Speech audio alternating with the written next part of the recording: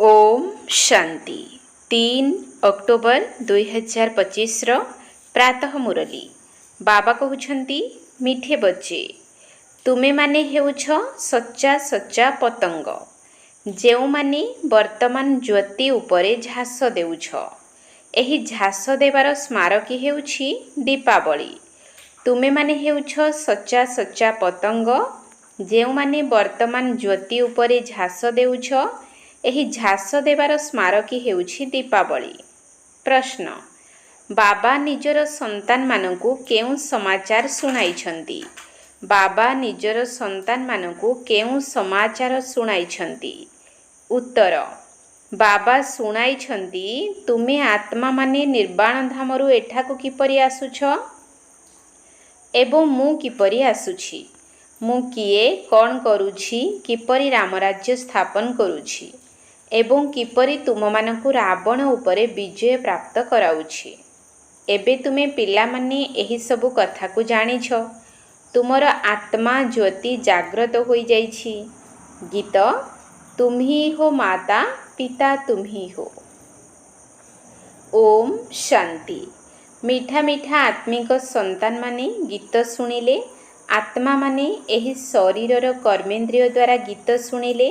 गीतर प्रथम धाड़ी तो ठीक थिला, पछ आड़कु पुणी भक्तिर अक्षर थिला तुम चरणर धूली अटु। वास्तव रे पिला माने कोन चरणर धूली की? एहा भूल अटे। बाबा पिला मानकु सठिक अक्षर बुझाउछंती। बाबा मध्य सेही ठारु आसुछंती जेउठारु पिला माने आसीथांती, ताहा हेउछि निर्वाण धाम।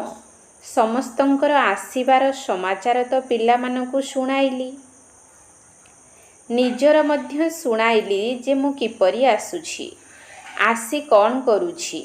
राम राज्य स्थापन करिबा पाई रावण उपरे विजय प्राप्त कराउछंती।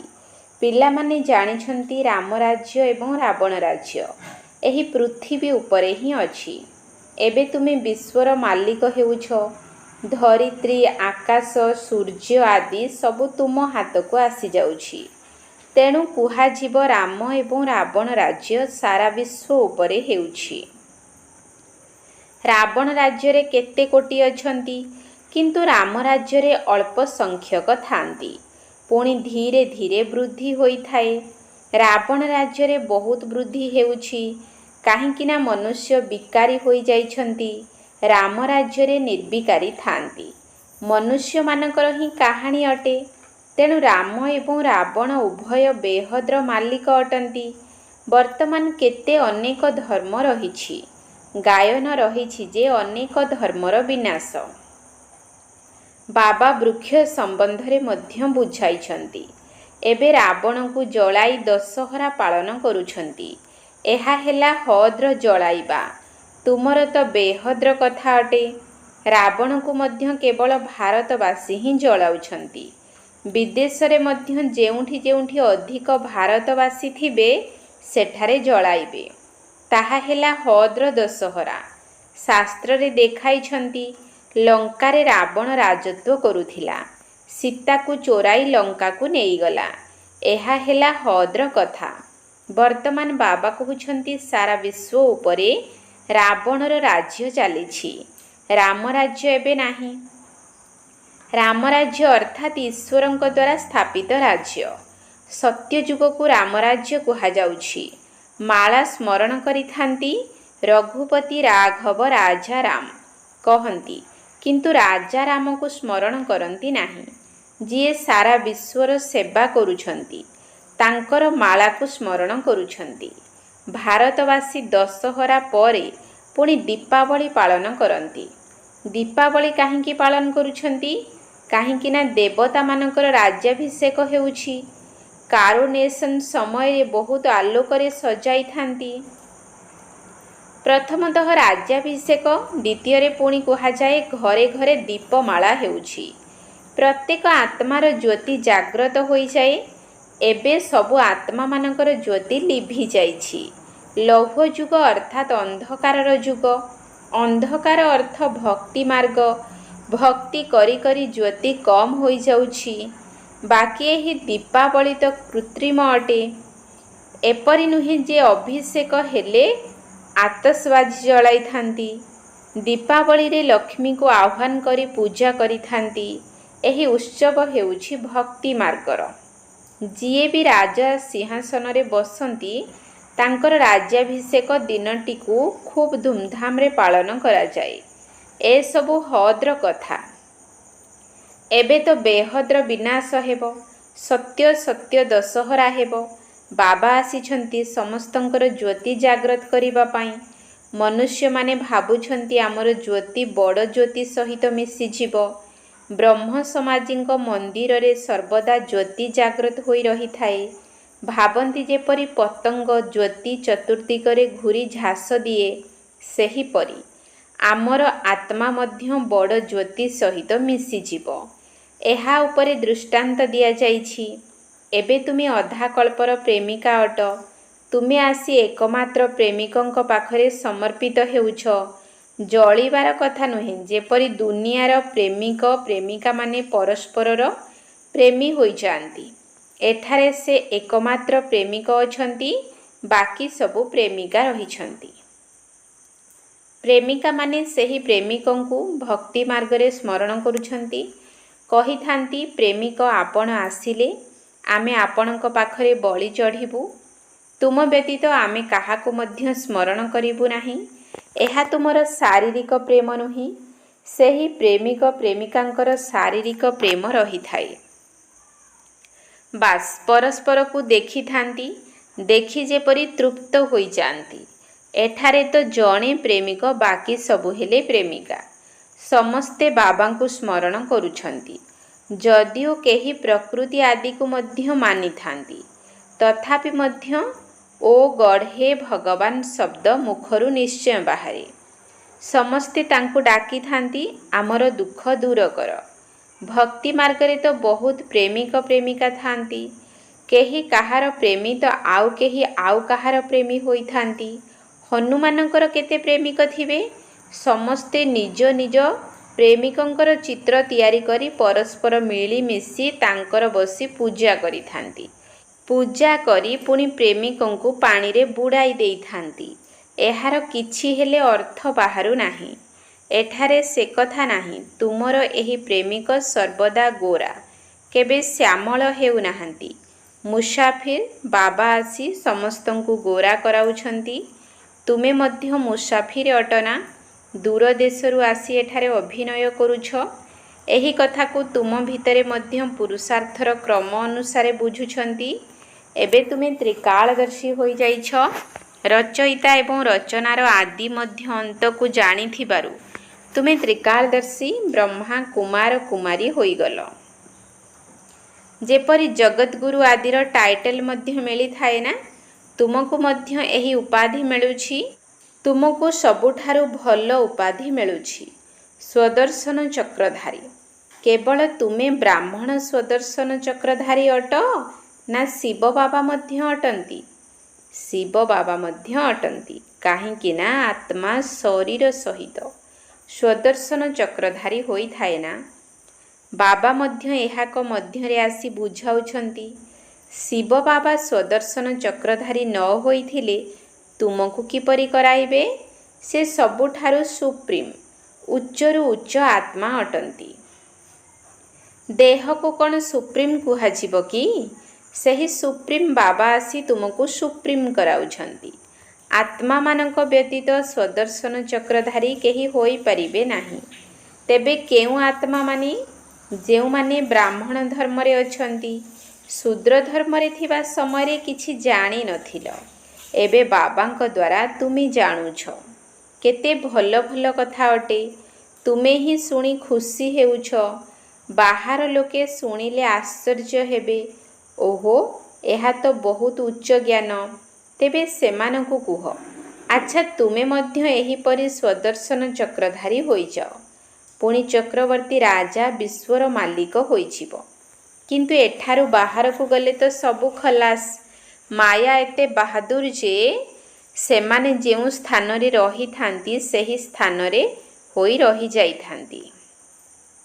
ଯେପରି ଗର୍ଭରେ ଥିବା ପିଲା ପ୍ରତିଜ୍ଞା କରି ବାହାରିଲା ପରେ ପ୍ରତିଜ୍ଞା ସେହିଠାରେ ହିଁ ରହିଯାଇଥାଏ। ତୁମେ ପ୍ରଦର୍ଶନୀ ଆଦିରେ ଯେତେବେଳେ ବୁଝାଉଛ ବହୁତ ଭଲ ଭଲ ବୋଲି କହିଥାନ୍ତି। ବହୁତ ଭଲ ଜ୍ଞାନ, ମୁଁ ଏହିପରି ପୁରୁଷାର୍ଥ କରିବି, ଏଭଳି କରିବି।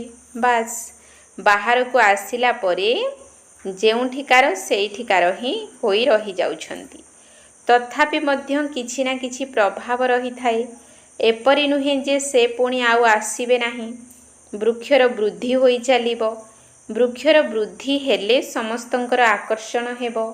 ବର୍ତ୍ତମାନ ଏହା ହେଉଛି ରୌରବ ନର୍କ। ଗରୁଡ଼ ପୁରାଣରେ ମଧ୍ୟ ଏହିପରି ରୋଚକ କଥା ଲେଖା ଅଛି, ଯାହାକି ମନୁଷ୍ୟମାନଙ୍କୁ ଶୁଣାଇଥାନ୍ତି, ଯାହାଦ୍ୱାରା କିଛି ଡର ରହିବ। ସେଥିରୁ ହିଁ ବାହାର କରିଛନ୍ତି ଯେ ମନୁଷ୍ୟ ସର୍ପ ବିଚ୍ଛା ଆଦି ହୁଅନ୍ତି। ବାବା କହୁଛନ୍ତି, ମୁଁ ତୁମକୁ ବିଷୟ ବିକାର ରୂପକ ନଦୀରୁ ବାହାର କରି କ୍ଷୀର ସାଗରକୁ ପଠାଇ ଦେଉଛି। ବାସ୍ତବରେ ତୁମେ ଶାନ୍ତିଧାମର ବାସିନ୍ଦା ଥିଲ, ପୁଣି ସୁଖଧାମକୁ ପାଟ ବଜାଇବାକୁ ଆସିଲ। ଏବେ ପୁଣି ଆମେ ଯାଉଛୁ ଶାନ୍ତିଧାମ ଏବଂ ସୁଖଧାମକୁ। ତେବେ ଏହି ଧାମକୁ ତ ମନେ ପକାଇବ ନା। ଗାୟନ ମଧ୍ୟ କରୁଛନ୍ତି, ତୁମେ ମାତା ପିତା। ସେହି ଅସରନ୍ତି ସୁଖ ତ ସତ୍ୟ ଯୁଗରେ ରହିବ। ବର୍ତ୍ତମାନ ହେଉଛି ସଙ୍ଗମ ଯୁଗ। ଏଠାରେ ଶେଷ ସମୟରେ ତ୍ରାହି ତ୍ରାହି କରିବେ, କାହିଁକିନା ବହୁତ ଦୁଃଖ ଆସିବ। ପୁଣି ସତ୍ୟ ଯୁଗରେ ଅତି ସୁଖ ହେବ। ଅତି ସୁଖ ଏବଂ ଅତି ଦୁଃଖର ଏହି ଖେଳ ନିର୍ମିତ ହୋଇଛି। ବିଷ୍ଣୁ ଅବତାର ମଧ୍ୟ ଦେଖାଉଛନ୍ତି। ଲକ୍ଷ୍ମୀ ନାରାୟଣଙ୍କର ଯୋଡ଼ି ଯେପରି ଉପରୁ ଆସୁଛି, ବାସ୍ତବରେ ଉପରୁ କୌଣସି ଶରୀରଧାରୀ କ'ଣ ଆସୁଛନ୍ତି କି? ଉପରୁ ପ୍ରତ୍ୟେକ ଆତ୍ମା ଆସୁଛନ୍ତି। କିନ୍ତୁ ଈଶ୍ୱରଙ୍କର ଅବତରଣ ବହୁତ ବିଚିତ୍ର ଅଟେ। ସେ ହିଁ ଆସି ଭାରତକୁ ସ୍ୱର୍ଗ କରୁଛନ୍ତି। ତାଙ୍କର ପର୍ବ ଶିବ ଜୟନ୍ତୀ ରୂପେ ପାଳନ କରାଯାଏ। ଯଦି ଜଣାଥାନ୍ତା ଯେ ପରମପିତା ପରମାତ୍ମା ଶିବ ହିଁ ମୁକ୍ତି ଜୀବନ ମୁକ୍ତିର ବର୍ଷା ଦେଉଛନ୍ତି, ତେବେ ସାରା ବିଶ୍ୱରେ ଈଶ୍ୱର ପିତାଙ୍କର ପର୍ବ ପାଳନ କରିଥାନ୍ତେ। ବେହଦ ବାବାଙ୍କର ସ୍ମାରକୀ ସେବେ ପାଳନ କରିବେ ଯେବେ ଜାଣିବେ ଯେ ଶିବ ବାବା ହିଁ ଲିବରେଟର, ଗାଇଡ୍ ଅଟନ୍ତି। ତାଙ୍କର ଜନ୍ମ ଭାରତରେ ହିଁ ହେଉଛି। ଶିବ ଜୟନ୍ତୀ ମଧ୍ୟ ଭାରତରେ ପାଳନ କରୁଛନ୍ତି। କିନ୍ତୁ ସମ୍ପୂର୍ଣ୍ଣ ପରିଚୟ ନଥିବାରୁ ଛୁଟି ଦିନ ମଧ୍ୟ କରୁନାହାନ୍ତି। ଯେଉଁ ବାବା ସମସ୍ତଙ୍କର ସଦ୍ଗତି ଦାତା, ତାଙ୍କର ଜନ୍ମଭୂମି ଯେଉଁଠିକୁ ଆସି ଅଲୌକିକ କର୍ତ୍ତବ୍ୟ କରୁଛନ୍ତି, ତାଙ୍କର ଜନ୍ମଦିନ ଏବଂ ତୀର୍ଥଯାତ୍ରା ତ ବହୁତ ପାଳନ କରିବା ଉଚିତ। ତୁମର ସ୍ମୃତିଚିହ୍ନ ମନ୍ଦିର ମଧ୍ୟ ଏହିଠାରେ ହିଁ ଅଛି। କିନ୍ତୁ କାହାକୁ ହେଲେ ଜଣା ନାହିଁ ଯେ ଶିବ ବାବା ହିଁ ଆସି ମୁକ୍ତିଦାତା, ଗାଇଡ୍ ହେଉଛନ୍ତି। ସମସ୍ତେ କହୁଛନ୍ତି ଯେ ସବୁ ଦୁଃଖରୁ ମୁକ୍ତ କରି ସୁଖଧାମକୁ ନେଇ ଚାଲ, କିନ୍ତୁ ବୁଝୁନାହାନ୍ତି ଭାରତ ବହୁତ ଶ୍ରେଷ୍ଠ ରାଷ୍ଟ୍ର ଅଟେ। ଭାରତର ମହିମା ଅପରମ ଅପାର ଗାୟନ ରହିଛି। ଏହିଠାରେ ହିଁ ଶିବ ବାବାଙ୍କର ଜନ୍ମ ହେଉଛି। କିନ୍ତୁ ତାଙ୍କୁ କେହି ମାନୁନାହାନ୍ତି, ଷ୍ଟାମ୍ପ ତିଆରି କରୁନାହାନ୍ତି। ଅନ୍ୟମାନଙ୍କର ତ ବହୁତ କରୁଛନ୍ତି। ଏବେ କିପରି ବୁଝାଇଲେ ଏହାଙ୍କ ମହତ୍ଵ ବିଷୟରେ ସମସ୍ତେ ଜାଣିବେ। ବିଲାତରେ ମଧ୍ୟ ସନ୍ନ୍ୟାସୀ ଆଦି ଯାଇ ଭାରତର ପ୍ରାଚୀନ ଯୋଗ ଶିଖାଉଛନ୍ତି। ତୁମେ ଏହି ରାଜଯୋଗ ସମ୍ବନ୍ଧରେ ବତାଇଲେ ତୁମର ବହୁତ ପ୍ରସିଦ୍ଧି ହେବ। କୁହ, ରାଜଯୋଗ କିଏ ଶିଖାଇଥିଲେ? ଏକଥା କାହାକୁ ହେଲେ ଜଣା ନାହିଁ। କୃଷ୍ଣ ତ ହଠ୍ ଯୋଗ ଶିଖାଇ ନାହାନ୍ତି। ଏହି ହଠ୍ ଯୋଗ ହେଉଛି ସନ୍ନ୍ୟାସୀମାନଙ୍କର, ଯିଏ ବହୁତ ପାଠ ପଢ଼ି ନିଜକୁ ଫିଲୋସୋଫର ବୋଲାଉଛନ୍ତି। ସେମାନେ ଏହି କଥାକୁ ବୁଝି ସୁଧୁରି ଯାଆନ୍ତୁ ଏବଂ କୁହନ୍ତୁ, ଆମେ ମଧ୍ୟ ଶାସ୍ତ୍ର ପଢ଼ିଛୁ, କିନ୍ତୁ ବର୍ତ୍ତମାନ ଯାହା ବାବା ଶୁଣାଉଛନ୍ତି ତାହା ଠିକ୍ ଅଟେ, ବାକି ସବୁ ଭୁଲ। ତେଣୁ ଏକଥା ମଧ୍ୟ ବୁଝନ୍ତୁ ଯେ ବାସ୍ତବରେ ଭାରତ ସବୁଠାରୁ ବଡ଼ରୁ ବଡ଼ ତୀର୍ଥସ୍ଥାନ ଅଟେ, ଯେଉଁଠାକୁ ବାବା ଆସୁଛନ୍ତି। ତୁମେମାନେ ଜାଣିଛ ଏହାକୁ ଧର୍ମଭୂମି କୁହାଯାଉଛି। ଏଠାରେ ଯେତେ ଧର୍ମାତ୍ମା ଅଛନ୍ତି ସେତେ ଆଉ କେଉଁଠି ନାହାନ୍ତି। ତୁମେ କେତେ ଦାନ ପୁଣ୍ୟ କରୁଛ, ବାବାଙ୍କୁ ଜାଣି ତନ୍ ମନ୍ ଧନ ସବୁ ଏହି ସେବାରେ ଲଗାଇ ଦେଉଛ। ବାବା ହିଁ ସମସ୍ତଙ୍କୁ ମୁକ୍ତ କରିଥାନ୍ତି, ସମସ୍ତଙ୍କୁ ଦୁଃଖରୁ ମୁକୁଳାଇଥାନ୍ତି।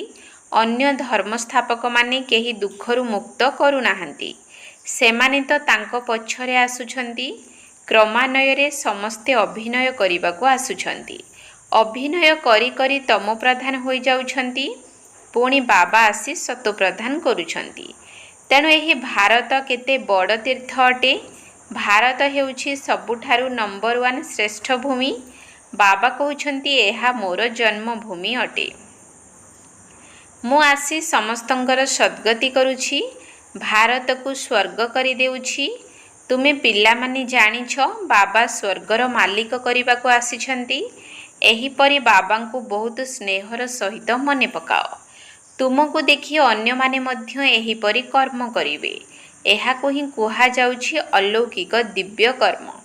ଏପରି ଭାବ ନାହିଁ ଯେ କେହି ଜାଣିବେ ନାହିଁ। ଅନେକ ଏପରି ବାହାରିବେ ଯେ ଯିଏ ତୁମର ଚିତ୍ର ମଧ୍ୟ ନେଇଯିବେ। ଭଲ ଭଲ ଚିତ୍ର ହେଲେ ଷ୍ଟିମର ଭରି ନେଇଯିବେ।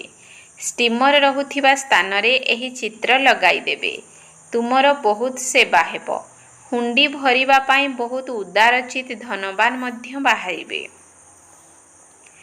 ଯିଏକି ଏହିପରି କାମ କରିବାରେ ଲାଗି ପଡ଼ିବେ। ଯେପରି ସମସ୍ତେ ଜାଣିବେ ଯେ ଇଏ କିଏ, ଯିଏକି ଏହି ପୁରୁଣା ଦୁନିଆକୁ ବଦଳାଇ ନୂଆ ଦୁନିଆ ସ୍ଥାପନ କରୁଛନ୍ତି। ତୁମର ମଧ୍ୟ ପୂର୍ବରୁ ତୁଚ୍ଛ ବୁଦ୍ଧି ଥିଲା, ଏବେ ତୁମର ବୁଦ୍ଧି ସ୍ୱଚ୍ଛ ହୋଇଛି। ଜାଣିଛ ଯେ ଆମେ ଏହି ଜ୍ଞାନ ଏବଂ ଯୋଗ ବଳ ଦ୍ୱାରା ବିଶ୍ୱକୁ ସ୍ୱର୍ଗ କରୁଛୁ। ବାକି ସମସ୍ତେ ମୁକ୍ତିଧାମକୁ ଚାଲିଯିବେ। ତୁମକୁ ମଧ୍ୟ ଅଥରିଟି ହେବାକୁ ପଡ଼ିବ। ତୁମେ ବେହଦ ବାବାଙ୍କର ସନ୍ତାନ ଅଟ ନା। ମନେ ପକାଇବା ଦ୍ୱାରା ଶକ୍ତି ମିଳିଥାଏ। ବାବାଙ୍କୁ ୱାର୍ଲ୍ଡ ଅଲମାଇଟି ଅଥରିଟି କୁହାଯାଉଛି। ସେ ସବୁ ବେଦଶାସ୍ତ୍ରର ସାରାଂଶକୁ ବତାଉଛନ୍ତି। ତେଣୁ ପିଲାମାନଙ୍କର କେତେ ସେବାର ଉମଙ୍ଗ ରହିବା ଉଚିତ। ମୁଖରୁ ଜ୍ଞାନରତ୍ନ ବିନା ଆଉ କିଛି ନ ବାହାରୁ। ତୁମେ ପ୍ରତ୍ୟେକ ହେଉଛ ରୂପ ବସନ୍ତ, ଅର୍ଥାତ୍ ଜ୍ଞାନୀ ଯୋଗୀ। ତୁମେ ଦେଖୁଛ ସାରା ଦୁନିଆ ଶସ୍ୟ ଶ୍ୟାମଳା ହୋଇଯାଉଛି। ସବୁକିଛି ନୂଆ ହେବ। ସେଠାରେ ଦୁଃଖର ନାମ ରହିବ ନାହିଁ। ପାଞ୍ଚ ତତ୍ତ୍ୱ ମଧ୍ୟ ତୁମ ସେବାରେ ହାଜିର ରହିଥାନ୍ତି। ବର୍ତ୍ତମାନ ସେମାନେ ଡିସସର୍ଭିସ୍ କରୁଛନ୍ତି, କାହିଁକିନା ମନୁଷ୍ୟମାନେ ଯୋଗ୍ୟ ହୋଇନାହାନ୍ତି। ବାବା ଏବେ ଯୋଗ୍ୟ କରାଉଛନ୍ତି। ଆଚ୍ଛା, ମିଠା ମିଠା ଶିକିଲଧେ ସନ୍ତାନମାନଙ୍କ ପ୍ରତି ମାତା ପିତା ବାପଦାଦାଙ୍କର ମଧୁର ସ୍ନେହ ସମ୍ପନ୍ନ ଶୁଭେଚ୍ଛା ଏବଂ ସୁପ୍ରଭାତ। ଆତ୍ମିକ ପିତାଙ୍କର ଆତ୍ମିକ ସନ୍ତାନମାନଙ୍କୁ ନମସ୍ତେ। ଆତ୍ମିକ ସନ୍ତାନମାନଙ୍କର ଆତ୍ମିକ ବାପଦାଦାଙ୍କୁ ନମସ୍ତେ ନମସ୍ତେ ନମସ୍ତେ। ସୁପ୍ରଭାତ। ଧାରଣା ପାଇଁ ମୁଖ୍ୟ ସାର। 1 ନମ୍ବର ପଏଣ୍ଟ। ରୂପ ବସନ୍ତ ହୋଇ ମୁଖରୁ ସର୍ବଦା ଜ୍ଞାନରତ୍ନ ହିଁ ବାହାର କରିବାକୁ ହେବ। ସେବା କରିବାର ଉମଙ୍ଗ ଉତ୍ସାହରେ ରହିବାକୁ ହେବ। ନିଜେ ବାବାଙ୍କର ସ୍ମୃତିରେ ରହିବା ଏବଂ ସମସ୍ତଙ୍କୁ ବାବାଙ୍କର ସ୍ମୃତି ଦେବା, ଏହି ଦିବ୍ୟ ଅଲୌକିକ କାର୍ଯ୍ୟ କରିବାକୁ ହେବ। ରୂପ ବସନ୍ତ ହୋଇ ମୁଖରୁ ସର୍ବଦା ଜ୍ଞାନରତ୍ନ ହିଁ ବାହାର କରିବାକୁ ହେବ। ସେବା କରିବାର ଉମଙ୍ଗ ଉତ୍ସାହରେ ରହିବାକୁ ହେବ। ନିଜେ ବାବାଙ୍କର ସ୍ମୃତିରେ ରହିବା ଏବଂ ସମସ୍ତଙ୍କୁ ବାବାଙ୍କର ସ୍ମୃତି ଦେବା, ଏହି ଦିବ୍ୟ ଅଲୌକିକ କାର୍ଯ୍ୟ କରିବାକୁ ହେବ। 2 ନମ୍ବର ପଏଣ୍ଟ। ସଚ୍ଚା ସଚ୍ଚା ପ୍ରେମିକା ହୋଇ ଏକମାତ୍ର ପ୍ରେମିକଙ୍କ ଉପରେ ଝାସ ଦେବାକୁ ହେବ, ଅର୍ଥାତ୍ ବଳି ଚଢ଼ିବାକୁ ହେବ। ତେବେ ଯାଇ ସଚ୍ଚା ଦୀପାବଳି ହେବ। ସଚ୍ଚା ସଚ୍ଚା ପ୍ରେମିକା ହୋଇ ଏକମାତ୍ର ପ୍ରେମିକଙ୍କ ଉପରେ ଝାସ ଦେବାକୁ ହେବ, ଅର୍ଥାତ୍ ବଳି ଚଢ଼ିବାକୁ ହେବ। ତେବେ ଯାଇ ସଚ୍ଚା ସଚ୍ଚା ଦୀପାବଳି ହେବ। ବରଦାନ। ବିଶ୍ୱ ମହାରାଜାର ପଦବୀ ପ୍ରାପ୍ତ କରୁଥିବା ସର୍ବଶକ୍ତିର ଷ୍ଟକରେ ଭରପୁର ଆତ୍ମା ଭବ। ବିଶ୍ୱ ମହାରାଜାର ପଦବୀ ପ୍ରାପ୍ତ କରୁଥିବା ସର୍ବଶକ୍ତିର ଷ୍ଟକରେ ଭରପୁର ଆତ୍ମା ଭବ। ଯେଉଁମାନେ ବିଶ୍ୱ ମହାରାଜା ପଦବୀ ପ୍ରାପ୍ତ କରୁଥିବା ଆତ୍ମା, ସେମାନଙ୍କର ପୁରୁଷାର୍ଥ କେବଳ ନିଜ ପାଇଁ ହୋଇନଥାଏ। ନିଜ ଜୀବନରେ ଆସୁଥିବା ବିଘ୍ନ ବା ପରୀକ୍ଷାକୁ ପାସ୍ କରିବା ତ ବହୁତ ସାଧାରଣ କଥା, କିନ୍ତୁ ଯେଉଁମାନେ ବିଶ୍ୱ ମହାରାଜା ହେବାବାଲା ଆତ୍ମା, ସେମାନଙ୍କ ଭିତରେ ଏବେଠାରୁ ହିଁ ସର୍ବଶକ୍ତିର ଷ୍ଟକ୍ ଭରପୁର ରହିଥିବ। ସେମାନଙ୍କର ପ୍ରତ୍ୟେକ ମୁହୂର୍ତ୍ତ ଏବଂ ପ୍ରତ୍ୟେକ ସଂକଳ୍ପ ଅନ୍ୟମାନଙ୍କ ପାଇଁ ହୋଇଥିବ। ଶରୀର, ମନ, ଧନ, ସମୟ, ଶ୍ୱାସ ପ୍ରଶ୍ୱାସ ସବୁକିଛି ବିଶ୍ୱ କଲ୍ୟାଣ କାର୍ଯ୍ୟରେ ସଫଳ ହୋଇ ଚାଲିଥିବ। ସ୍ଲୋଗାନ: ଗୋଟିଏ ବି ଦୁର୍ବଳତା ଅନେକ ଗୁଡ଼ିଏ ବିଶେଷତାକୁ ସମାପ୍ତ କରିଦେଇଥାଏ। ସେଥିପାଇଁ ଦୁର୍ବଳତା ଗୁଡ଼ିକୁ ଛାଡ଼ପତ୍ର ଦେଇଦିଅ। ଗୋଟିଏ ବି ଦୁର୍ବଳତା ଅନେକ ଗୁଡ଼ିଏ ବିଶେଷତାକୁ ସମାପ୍ତ କରିଦେଇଥାଏ। ସେଥିପାଇଁ ଦୁର୍ବଳତା ଗୁଡ଼ିକୁ ଛାଡ଼ପତ୍ର ଦେଇଦିଅ। ଅବ୍ୟକ୍ତ ଇଶାରା: ନିଜ ପ୍ରତି ଏବଂ ସମସ୍ତଙ୍କ ପ୍ରତି ନିଜର ସଂକଳ୍ପ ଦ୍ୱାରା ଯୋଗର ଶକ୍ତି ଗୁଡ଼ିକୁ ପ୍ରୟୋଗ କର। ନିଜ ପ୍ରତି ଏବଂ ସମସ୍ତଙ୍କ ପ୍ରତି ନିଜର ସଂକଳ୍ପ ଦ୍ୱାରା ଯୋଗର ଶକ୍ତି ଗୁଡ଼ିକୁ ପ୍ରୟୋଗ କର। ନିଜର ଶୁଭ ଭାବନା, ଶ୍ରେଷ୍ଠ କାମନା, ଶ୍ରେଷ୍ଠ ବୃତ୍ତି, ଶ୍ରେଷ୍ଠ ଭାଇବ୍ରେସନ୍ ଅର୍ଥାତ୍ ବିଚାରର ତରଙ୍ଗ ଦ୍ୱାରା ଯେକୌଣସି ସ୍ଥାନରେ ରହିଥିଲେ ମଧ୍ୟ ନିଜର ଶ୍ରେଷ୍ଠ ସଂକଳ୍ପର ଶକ୍ତି ଦ୍ୱାରା ଅନେକ ଆତ୍ମାଙ୍କର ସେବା କରିପାରିବ। ଏହାର ବିଧି ହେଲା ଲାଇଟ୍ ହାଉସ୍ ମାଇଟ୍ ହାଉସ୍ ହେବା ଅର୍ଥାତ୍ ଆଲୋକ ଏବଂ ଶକ୍ତିର କେନ୍ଦ୍ର ହୋଇଯିବା। ଏଥିରେ କୌଣସି ସ୍ଥୂଳ ସାଧନର ସୁଯୋଗ ମିଳିବାର ବା ସମୟର ସମସ୍ୟା ନାହିଁ। କେବଳ ଲାଇଟ୍ ମାଇଟ୍ରେ ସମ୍ପନ୍ନ ହେବା ଦରକାର।